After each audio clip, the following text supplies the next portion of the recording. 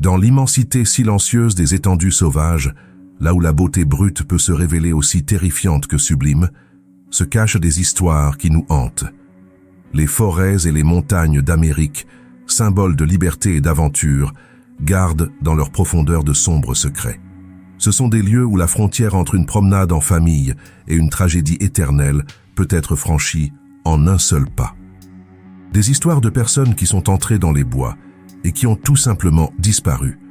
Aujourd'hui, sur Traces perdues, nous n'allons pas seulement raconter des histoires de disparus. Nous allons disséquer 3 des cas les plus énigmatiques et les plus tenaces des annales américaines. 3 enfants d'époques différentes qui ont été engloutis par l'immensité sauvage, laissant derrière eux un vide de questions qui résonne à travers les décennies.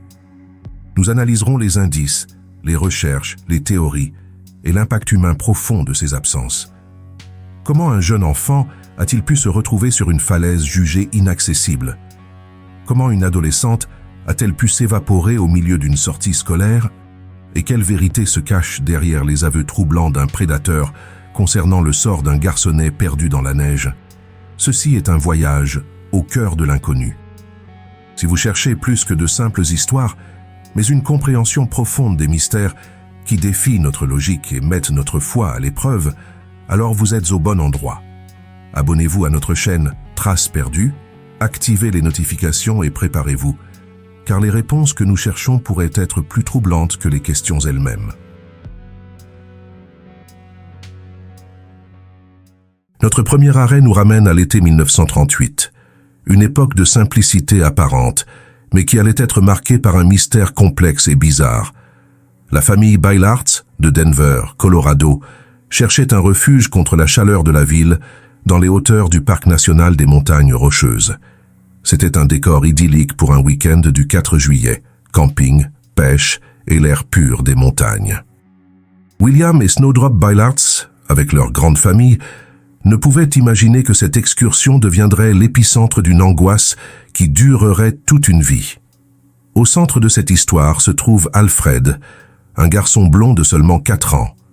Les détails exacts du moment de sa disparition sont flous, un présage de la confusion qui allait suivre. Certains rapports indiquent que c'était le samedi 2 juillet, quand Alfred est resté en arrière de ses parents sur un sentier. D'autres, plus détaillés, affirment que c'était le matin du dimanche 3 juillet. Dans cette version, le père d'Alfred, William, s'est rendu à un ruisseau voisin pour se laver, emmenant le petit avec lui. 2 amis de la famille se trouvaient à environ 150 mètres. Quand William a terminé, il est retourné au campement. Alfred a dit qu'il suivrait les amis pour rentrer, mais ils sont revenus seuls. Le petit Alfred n'a plus jamais été revu. La vulnérabilité d'un enfant de 4 ans sur un terrain aussi impitoyable est absolue. La réaction initiale fut la plus logique et la plus terrible. Alfred a dû tomber dans la rivière Fall, dont les eaux vives et glacées coulaient à proximité. Cette théorie a conduit les autorités à prendre une mesure drastique et d'un coût financier et environnemental élevé. Ils ont décidé de construire un barrage sur la rivière. Sur près de 10 km, les chercheurs ont dragué le lit du cours d'eau, examinant méticuleusement les rochers et les bassins nouvellement exposés à la recherche du moindre signe de l'enfant. Cet effort colossal, cependant, n'a rien donné. L'absence de découverte était d'autant plus significative que le cours d'eau comportait 2 particularités. En aval des chutes se trouvaient 5 barrages de castors distincts et les ouvriers de la compagnie d'électricité locale avaient précédemment installé un filet métallique en travers de la rivière. Les chercheurs ont noté que ces obstacles auraient presque certainement piégé un petit corps emporté par le courant. L'absence totale de toute trace d'Alfred, pas un lambeau de vêtement, pas une chaussure, pas son corps, fut le premier élément majeur à jeter un doute sérieux sur la théorie de la noyade. La recherche dans la rivière s'avérant infructueuse, les efforts se sont tournés vers une vaste recherche terrestre. L'opération a mobilisé jusqu'à 150 hommes, une force redoutable comprenant des gardes du parc, des bénévoles locaux et des membres du Civilian Conservation Corps, un programme de travail de l'époque. Des limiers furent amenés du pénitencier de l'État pour tenter de retrouver la piste de l'enfant. C'est là qu'une autre contradiction cruciale est apparue. Selon certains rapports, les chiens ont conduit à plusieurs reprises leur maître jusqu'à la rive et l'ont suivi sur environ 2 kilomètres avant de perdre la piste, une découverte qui semblait confirmer la théorie initiale de la noyade. Pourtant, d'autres récits affirment que les chiens ont suivi un chemin complètement différent, traquant l'odeur d'Alfred sur 150 mètres en montant, loin de l'eau, avant que la piste ne s'arrête net à une bifurcation. Cette divergence suggérait qu'Alfred s'était peut-être déplacé vers un terrain plus élevé et plus isolé, seul ou avec quelqu'un d'autre. Ce conflit a semé un doute qui allait bientôt se transformer en un mystère total à cause d'un témoignage étrange. Après 10 jours de recherches exhaustives mais vaines, l'opération officielle a été annulée. Alors que les recherches officielles prenaient fin, une affirmation stupéfiante a émergé d'autres visiteurs du parc. Un couple en randonnée sur Old Fall River Road a contacté les autorités avec une histoire incroyable. Ils ont déclaré que le jour de la disparition, ils avaient vu un petit garçon correspondant à la description d'Alfred dans un endroit qui semblait totalement impossible. L'enfant était perché sur un rebord rocheux élevé et dangereux connu localement sous le nom de Devil's Nest, le nid du diable, situé près du sommet du mont Chapin. Cet endroit se trouvait à environ 10 kilomètres et surtout à près de 900 mètres plus haut en altitude que le camping où Alfred avait disparu. L'impossibilité physique pour un enfant de 4 ans de parcourir une telle distance et de gravir une telle hauteur en quelques heures était évidente. Pourtant, les témoins ont fourni un détail qui a donné à leur récit une crédibilité glaçante. Ils ont affirmé que le garçon était resté assis au bord du précipice pendant plusieurs minutes, avant d'être soudainement et brusquement tiré en arrière, hors de vue par une personne ou une force invisible. Ce détail singulier a transformé l'observation d'une possible erreur d'identité en l'observation potentielle d'un enlèvement en cours. Une équipe d'alpinistes a été envoyée sur place, mais n'a trouvé aucune empreinte, aucun signe de passage. Malgré le manque de preuves, ce témoignage est devenu le centre de l'affaire, élevant le cas d'un tragique accident à un mystère sinistre et durable. Voyageons maintenant jusqu'en 1976. Le vendredi 8 octobre, un bus scolaire transportant une quarantaine d'élèves du lycée Bearden de Knoxville, Tennessee, serpentait vers les hauteurs brumeuses du parc national des Great Smoky Mountains. Parmi eux se trouvait Trenny Lynn Gibson, une jeune fille de 16 ans. Le but du voyage était une excursion de botanique. La destination était Klingman's Dome, aujourd'hui connu sous le nom de QOI, le point culminant du parc. De là, les élèves devaient descendre un sentier de près de 3 kilomètres jusqu'à une clairière appelée Andrews Bald. Le temps était frais et humide. Trenny, mal préparé au froid de la montagne, a emprunté une veste distinctive en laine à carreaux marron et orange à un camarade de classe. Alors que le groupe avançait sur le sentier, Trenny marchait avec quelques amis. À un moment donné, ses compagnons ont décidé de s'arrêter pour se reposer. Trenny, cependant, a choisi de continuer seul devant eux. Une décision banale. Mais à cet instant, en s'éloignant seul, Trenny Gibson est sorti du champ de vision de ses amis et a complètement disparu de sa propre vie. Lorsque le groupe s'est retrouvé plus tard sur le parking pour le retour en bus, elle n'était pas là. Elle s'était volatilisée. L'alerte a été donnée le même après-midi. Dès le début, les recherches ont été sévèrement entravées par les éléments. Un brouillard épais et froid s'est installé et une pluie persistante a commencé à tomber, réduisant considérablement la visibilité. Malgré le temps, une importante recherche au sol a été mobilisée. Le lendemain, environ 150 personnes ratissèrent la zone. L'élément le plus critique de cette recherche précoce fut le déploiement d'une demi-douzaine d'équipes de chiens de pistage hautement qualifiés. Ce que ces chiens ont découvert, ou plutôt l'endroit où ils ont perdu la piste, allait devenir l'élément de preuve le plus important de toute l'affaire. Plusieurs équipes de chiens ont indépendamment retrouvé l'odeur de Trenny sur le sentier. Ils l'ont suivi au-delà de la tour d'observation de Klingman's Dome, un point de vue populaire et bondé où, étrangement, personne ne se souvenait avoir vu une fille correspondant à sa description. La piste olfactive a ensuite continué, non pas vers les bois profonds, mais vers la route goudronnée. Les chiens ont suivi l'odeur le long de la route sur environ 2 kilomètres, puis la piste s'est complètement arrêtée. L'odeur a simplement cessé. Pour les traqueurs expérimentés, une piste qui se termine brusquement sur une route mène à une conclusion inévitable. La personne est montée dans un véhicule. Cette preuve a fondamentalement changé la nature de l'enquête. Les scénarios où Trenny se serait perdu, aurait fait une chute accidentelle ou aurait été attaqué par un animal sont devenus hautement improbables. Les conclusions des chiens ont fourni une donnée objective puissante indiquant une intervention humaine et le départ de Trenny du parc par la route. C'était si convaincant que le 12 octobre, 4 jours seulement après sa disparition, le garde forestier en chef a déclaré aux journalistes qu'il était presque certain que Trenny n'était pas dans le parc. Les recherches ont été réduites et l'accent a été mis sur une enquête criminelle. Une décision qui allait certainement économiser l'argent des contribuables, mais laisser la famille dans l'incertitude. L'enquête s'est rapidement orientée vers la piste d'un acte criminel et le FBI a été appelé en renfort. Une piste inquiétante a émergé de la propre famille de Trenny. Ses parents ont alerté les autorités sur un incident survenu presque exactement 1 an auparavant. Un jeune homme nommé Kelvin Bowman aurait tenté de s'introduire par effraction chez les Gibson. Au cours de l'incident, la mère de Trenny lui avait tiré dans le pied.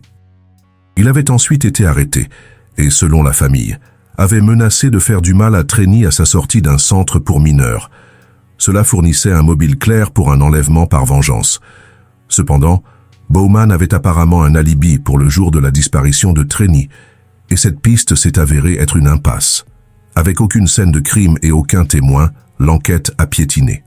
La piste olfactive menait à la route, mais la piste des preuves s'arrêtait là aussi.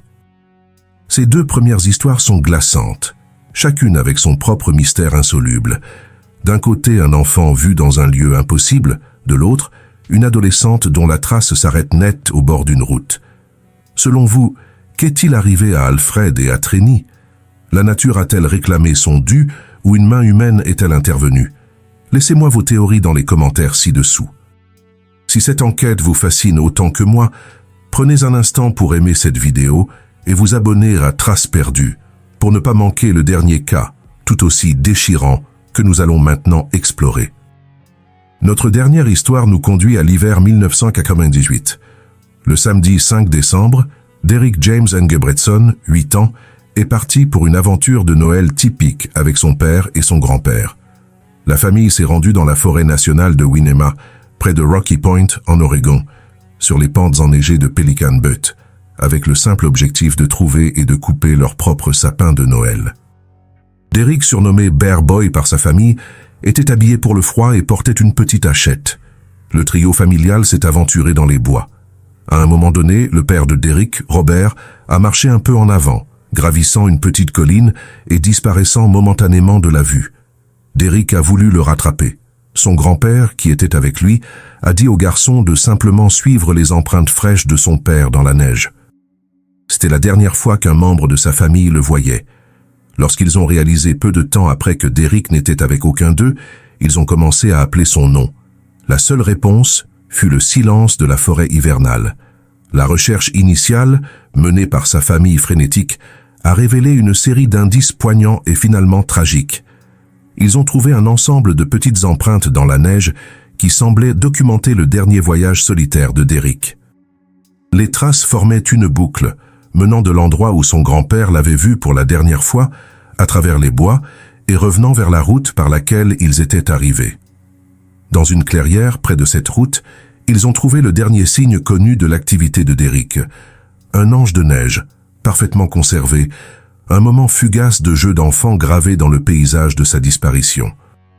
Les empreintes prouvaient que Derrick, bien que perdu, avait réussi à sortir des bois denses pour revenir à la sécurité relative de la route. Cet emplacement était la zone la plus importante de toute la grille de recherche. Les traces s'éloignant de l'ange de neige auraient fourni la réponse définitive à la question la plus fondamentale de l'affaire. Derrick a-t-il erré sur la route où il aurait pu succomber aux éléments, où les traces se sont-elles arrêtées brusquement, indiquant qu'il a été pris en charge par un véhicule. Tragiquement, cet élément de preuve crucial avait été irrémédiablement détruit. Une déneigeuse, effectuant son entretien hivernal de routine, était passée sur la route et avait complètement effacé toutes les traces. Cet acte banal a créé un vide probatoire infranchissable, aveuglant l'enquête à son moment le plus critique. Au moment où les forces de l'ordre ont pu se mobiliser, un blizzard féroce s'est abattu sur la région, déversant de fortes chutes de neige et faisant chuter les températures en dessous de zéro. La tempête a gravement entravé toute recherche immédiate à grande échelle. Après 8 jours dans des conditions brutales, la police a été contrainte de suspendre ses efforts. Alors que les recherches officielles étaient en cours, des détails ont commencé à émerger qui ont déplacé l'enquête d'un cas tragique d'exposition aux éléments vers un enlèvement potentiel. Un témoin s'est manifesté pour signaler avoir vu un homme non identifié se débattre avec un jeune garçon, près de la route, dans la même zone où Derrick a disparu. Un autre rapport a fait état d'un homme non identifié conduisant une Honda 2 portes qui avait été vue dans la forêt demandant son chemin. Pendant des années, l'affaire est restée non résolue. Puis, en 2008, les enquêteurs ont annoncé une percée majeure. Ils avaient un suspect principal. Son nom était Frank James Milligan, un homme purgeant déjà une longue peine de prison pour l'enlèvement et le viol d'un garçon de 10 ans en 2000. Confronté par les enquêteurs, Milligan a avoué avoir enlevé et assassiné Derrick Engebretson. Il est même allé jusqu'à proposer de conduire les autorités à l'endroit où se trouvait le corps de Derrick en échange d'un accord de plaidoyer qui lui épargnerait la peine de mort, une procédure judiciaire complexe qui implique souvent d'importantes transactions financières entre les avocats et l'État. Une recherche approfondie basée sur les informations de Milligan a été organisée, mais elle n'a abouti à rien. Aucun reste, aucun vêtement, aucune preuve n'a été trouvée. L'échec de la découverte du corps a rendu les aveux juridiquement sans valeur.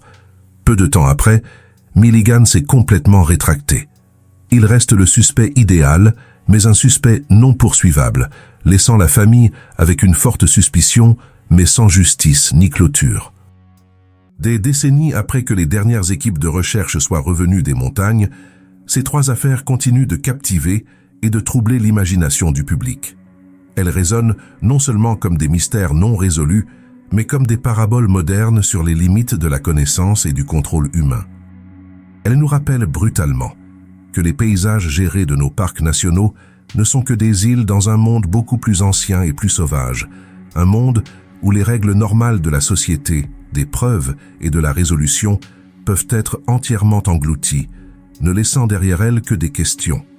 Le passage du temps n'a guère diminué la puissance de ces questions centrales et sans réponse. Alfred Bylards a-t-il été victime de la rivière tumultueuse ou a-t-il été enlevé par un fantôme sur une falaise élevée et inaccessible?